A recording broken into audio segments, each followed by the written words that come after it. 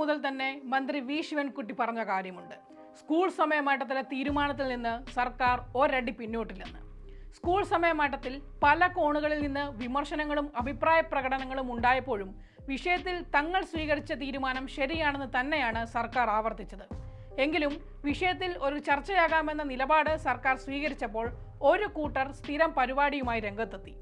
മന്ത്രി വി ശിവൻകുട്ടി സമസ്ത അടക്കമുള്ള സംഘടനകൾക്ക് വഴങ്ങുന്നു.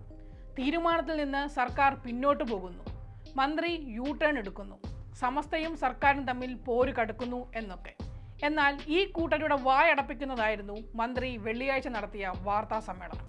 ഈ അക്കാഡമിക് ഇയറിൽ കോടതി വിധിയുടെ അടിസ്ഥാനത്തിലും അതുപോലെ തന്നെ വിദ്യാഭ്യാസ അവകാശ നിയമത്തിലും വിദ്യാഭ്യാസ ചട്ടങ്ങളിലും പറയുന്ന ഇതനുസരിച്ച് രാവിലെ 15 മിനിറ്റും വൈകുന്നേരം 15 മിനിറ്റും അധികമായി ഒരു ദിവസം അരമണിക്കൂർ അധികമായി എടുക്കുന്നതിന് വേണ്ടി തീരുമാനിച്ചിരുന്നു.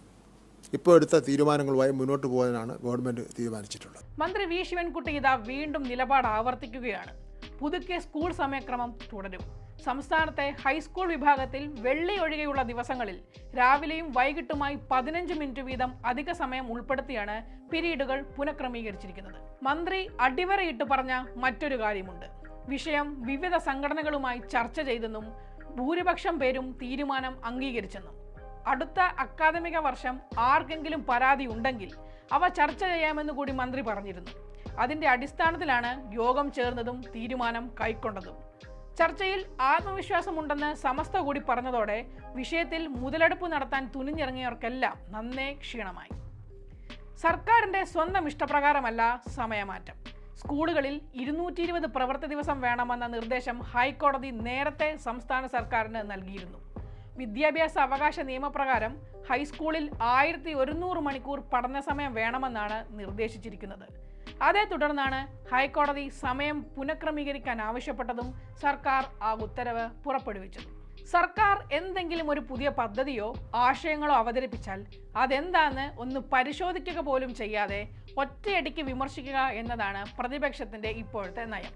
അതിന് കുടപിടിക്കാൻ ലീഗ് അടക്കമുള്ള ചില ഘടകകക്ഷികളും ചില വലതുപക്ഷ മാധ്യമങ്ങളും ഉണ്ട്.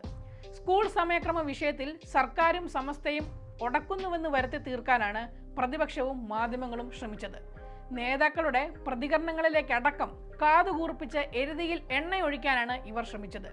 തീരുമാനത്തിൽ നിന്ന് മന്ത്രി പിന്നോട്ട് പോയിരുന്നുവെങ്കിൽ അപ്പോൾ നടത്തേണ്ട അന്തിച്ചർച്ചയ്ക്ക് പോലും വലതുപക്ഷ മാധ്യമങ്ങൾ സ്ക്രിപ്റ്റ് അടിച്ചു വെച്ചിരുന്നുവെന്ന് വേണമെങ്കിൽ പറയാം.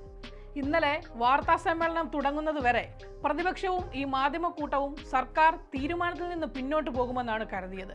എന്നാൽ മന്ത്രി നിലപാട് ആവർത്തിച്ചതോടെ ഈ കൂട്ടർ പെട്ടു.